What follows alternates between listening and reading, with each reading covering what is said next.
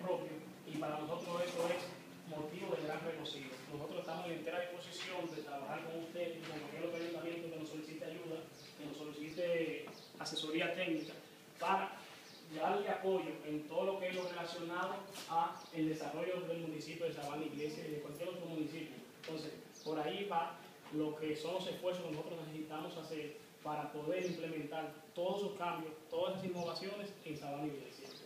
Ponerlo más para acá, le voy a pedir excusas formales a ustedes, tal vez por algún problema de la voz. Lo que pasa es que he amanecido hoy con una gripe y ha sido un poquito agresiva conmigo. Entonces,